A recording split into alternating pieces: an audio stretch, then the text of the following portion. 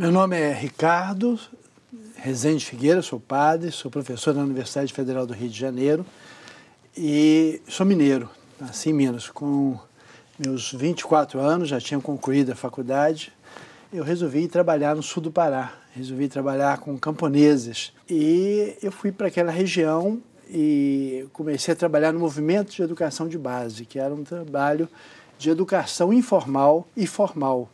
Era uma educação onde se tinha supletivo para os camponeses, oferecia a possibilidade deles estudarem, mas ao mesmo tempo, ao chegar lá, eu descobri que estava no epicentro do conflito fundiário brasileiro. Era uma situação caótica, né? Muita luta pela terra, muito assassinato e também o chamado trabalho escravo. Muita gente era contratado para trabalhar nas fazendas e não podia sair.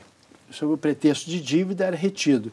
Tinha homens armados, pistoleiros, e eu comecei então a ouvir histórias terríveis de pessoas que tentavam escapar e eram assassinados.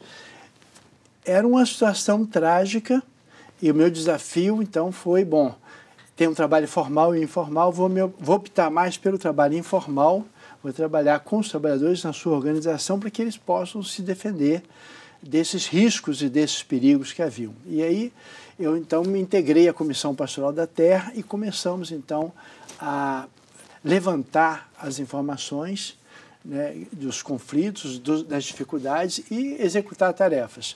Em 1980 eu pedi para ser ordenado padre, fui ordenado padre na Diocese de Conceição do Araguaia. De manhã nós tivemos a ordenação na beira do Rio Araguaia, na Catedral da cidade.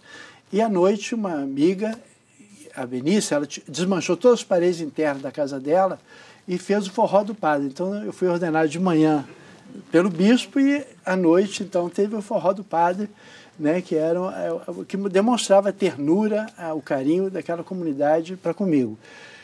E na minha ordenação sacerdotal, tinha muitos amigos que depois foram assassinados. Então, tinha, por exemplo, a irmã Dorothy Stende, que era norte-americana, tinha o Paulo Fonteles, que era advogado, depois foi deputado estadual e foi assassinado, o João Canuto, o Belchior, um grupo de pessoas, amigas, foram assassinadas. Então, eu vivia num local onde o compromisso social também podia implicar em assassinato. Eu tinha lido, na minha juventude, um livro chamado Teologia da Libertação. E o autor, que é um peruano, ele tinha dito, o desafio nosso na América Latina era como falar de um Deus que era pai para quando as pessoas não viviam nem como gente. Que Deus é esse e como é que ele pode ser pai nessas circunstâncias? Então, isso nos movia e isso provocou diversas prisões. Então, amigos meus foram presos, foi muito difícil. E eu era também muito ameaçado, fui ameaçado diversas vezes.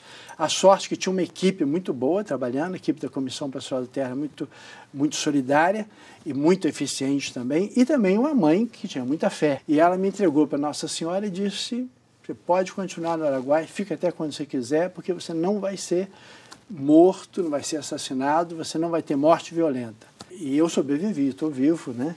E o importante é o que fazer diante de circunstâncias como essa. Nós temos uma situação de escravidão no Brasil que não é só brasileira, é um problema internacional. A Organização Internacional do Trabalho chegou a afirmar que nunca na história humana teve tantas pessoas escravizadas. E são escravizadas na área urbana e rural. Então, depois de 20 anos no Pará, são 22 anos no Rio de Janeiro. Aqui no Rio de Janeiro, criamos o Grupo de Pesquisa de Trabalho Escravo Contemporâneo na Universidade Federal do Rio de Janeiro e também 3 organizações de direitos humanos, a Justiça Global, a Rede Social Justiça e Direitos Humanos e o Movimento Humanos Direitos. O Movimento Humanos Direitos é um grupo de artistas e intelectuais que colocam sua visibilidade à disposição das lutas sociais. E a prioridade do Movimento Humanos Direitos é o combate ao trabalho escravo. E a escravidão pode estar perto ou longe dos nossos olhos. Ela pode estar naquela parcelaria do lado da nossa casa, ela pode estar no prédio que eu habito, ela pode estar na construção civil. A escravidão não é só a retenção da liberdade, mas a escravidão é mais do que isso, é tratar a pessoa como coisa, como objeto, como algo descartável. Gente não é algo descartável, gente é algo que tem que ser cuidado, protegido. Então, a dignidade humana ofendida é considerada escravidão pelo artigo 149 do Código Penal brasileiro.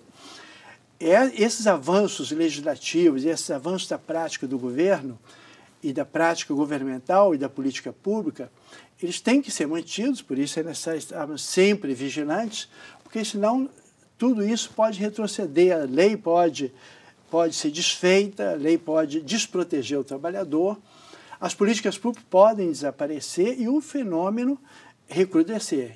Para enfrentar essa questão da escravidão contemporânea, é necessário que a gente tenha, eu sempre repetindo, um velho amigo do Araguaia, que é o Dom Pedro Casaldáliga, é necessário a gente ter muita fé e teimosia. Se a gente não tiver fé e teimosia, a gente não vai conseguir resultados, porque os resultados não são imediatos. Quem entra na luta pelos direitos humanos, quem está atento às questões ambientais, sabe que é um problema de longa duração, é uma vida inteira para conseguir algum resultado, né? Então, quem está na luta, continua, né, e fique mais animado.